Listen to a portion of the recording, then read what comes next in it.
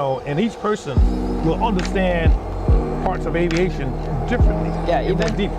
if you ask what it is, I mean, I don't think Albert Einstein would tell me what it is, right? So no one's perfect. And the second question they have is, so which comes first? Is that aviation infrastructure comes first, or the aviation culture comes first? If you want to start. You say aviation infrastructure, like the okay. Should they build airstrips, airfield first, or should they establish a kind of aviation culture within the community first? I guess I'd have to say culture first. Culture first? Culture first, because if you have the right culture, that makes it possible to build the right infrastructure. Mm-hmm. If you build infrastructure without the culture, infrastructure may exist, mm-hmm. but not be used or used to its fullest extent. Another example I want to give though is about open mindset. Mm-hmm. The plane that's over there is a front and back. Yeah. And a lot of people say that it feels almost like an F-16 plane, okay? Yeah. Well, when I bought that plane and I changed all the avionics, all the electronics, everything electrical, I redid everything in that airplane. And I have a friend that said, I'd like to be a partner. Could I be part owner in that plane? I said, sure. And so but for insurance, mm-hmm. He needed to have some transition training in that airplane. And the insurance company, because I have thousands of hours in this kind of airplane, mm-hmm. said it was okay for me to do it, all right? And that individual said, okay, James, I'm a pilot, I have the ratings, but in this airplane, you are the expert. Mm-hmm. Make me do it up to your standards. Do not cut, so he had a very open mind. Mm-hmm. Now, do you know who that person was? Who is it? A retired general. Really? F-16 combat pilot, Jeez. Retired airline captain. Really? 40,000 hours. Okay, still training under you. But he said he had an open mind. He said, in this airplane, you know more about this airplane than I do. It is. So I have an open mind. Just teach me everything that you know. Share with me everything that you know. Now this is a guy that's he's been in combat. Really? Okay, he's been a fighter pilot. That's crazy. In combat. Okay, and he's flown all over the world. The biggest Boeing, the biggest Airbuses. It is. Literally all over the world. But when it came to that plane, he was open-minded. It was. And so and it wasn't a case of, I'm older, you're younger, or you're older, or you're younger. I have more hours than you. I have 10 times more time than you. No.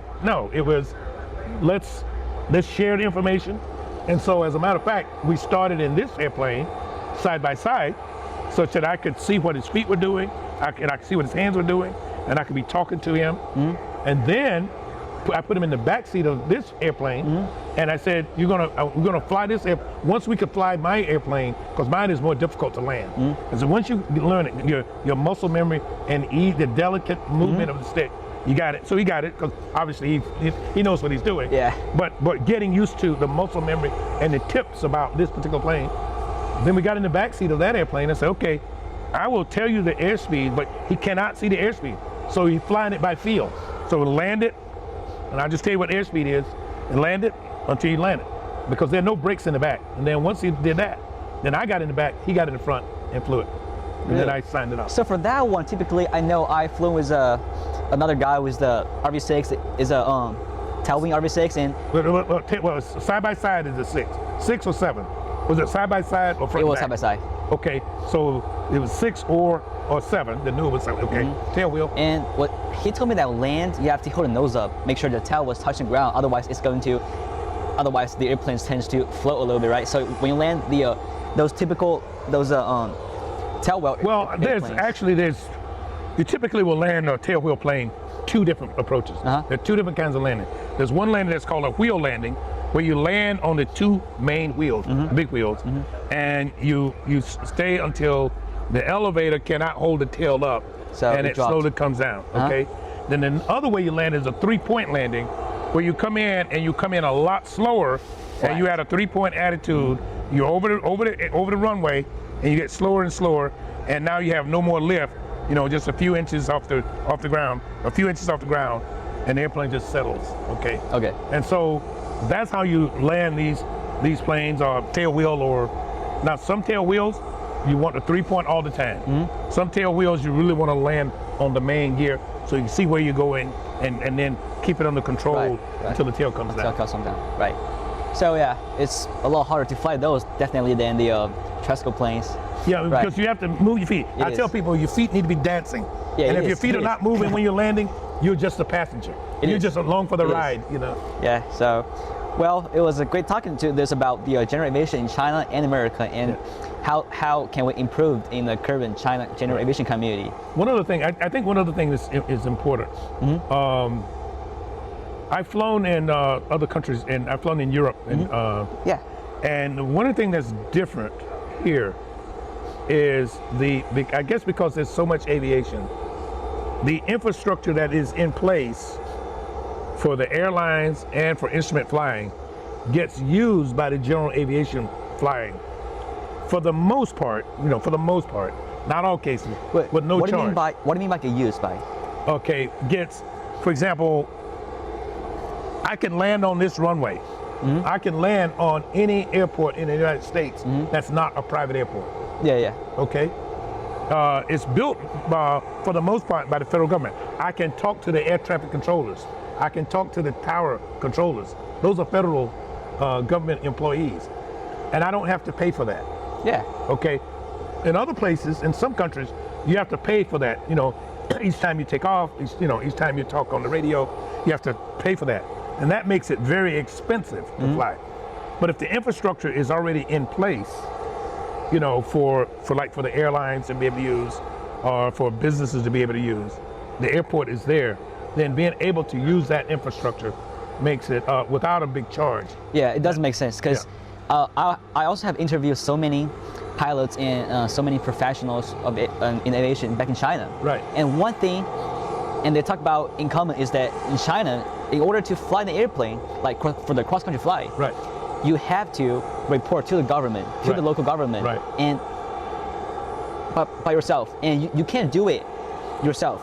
You have to ask a general aviation company to do it in your behalf. Wow. So it's a long process. In America, just If I want to fly from, if I said let's go to California right let's just now, take off right now. let's fill the plane up with gas. Let's go. Let's go. Just and take off. Yeah. And now there are certain places where you must talk to the tower or air traffic control. Yeah. But I don't have to fly in any of those spaces. Yeah. I could go all the way to California. It is. Without talking to anybody. Yeah. And that's legal.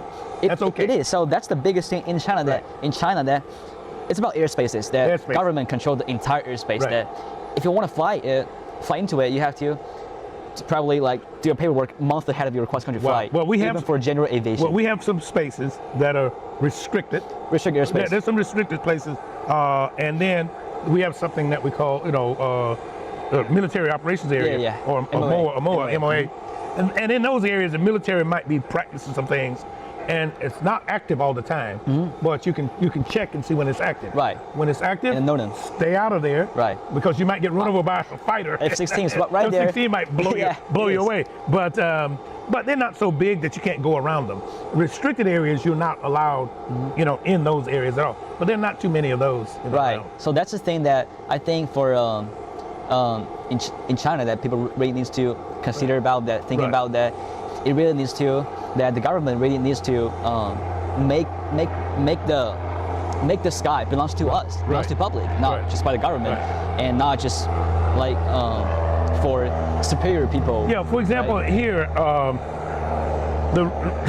there's not many regulations regarding the sky other than above a certain point, you're required to have oxygen. Okay? How high is it? That's going to be a question for you on It your is. test. It is. That 12,500 feet. I better and study it. then 14.5. And then what about for the passengers when it should be made available, supplemental oxygen, when the pilot must have it, when pilots must have masks available if it's an airline. And then there's a limit as to how high you can fly without being on an instrument flight plan. And that's at 18,000 feet. So if I'm flying plus alpha airspace, that's where it started. Yeah, exactly. And so I can go up to 17,500 feet as long as I'm not over, in any otherwise restricted area, flying my little putt-putt airplane along. Now, I'm required to have oxygen, and I should have oxygen because, above 10, 12,000 feet, air gets thin. But those are the only kind of, restrictions that we have Now, I cannot fly into a busy airport where the airliners are going in without talking to the air traffic controllers. You have to. If I go to a really big airport, they might have an expensive landing fee, for a plane. It is. And they don't want me in there because I'm clogging up the works. But you can still. Because I don't fly fast Right. enough, But you can still do it. I right? can still do it. I've landed at Charlotte.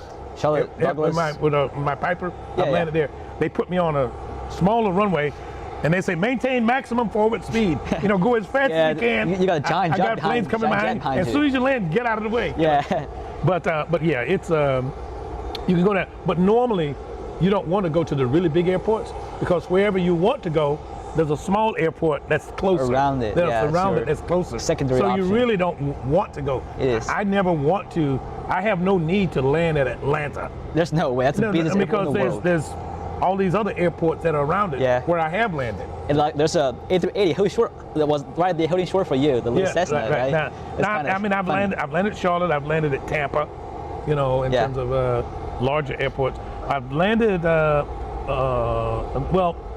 I've been to other airports and near other airports, around other airports, but I tend to land at the smaller one. Yeah. It is so because the small one was designed for our general aviation aircraft. Right.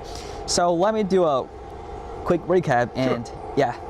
So for the first question is the reason why the American has more accessible and more feasible aviation community because that people are a lot more open-minded, that they love to share about their opinions, share about, they just spit out all their knowledges. They're not keep it confidential, right? And you are allowed to build. You are allowed to do things. To build your. I can, if I want to build my own airport. It is. On my own land, I could do that. So if property. a city or a county thinks it needs an airport, it can build an airport if it has the money. But typically it would apply to the government to get some help to do it.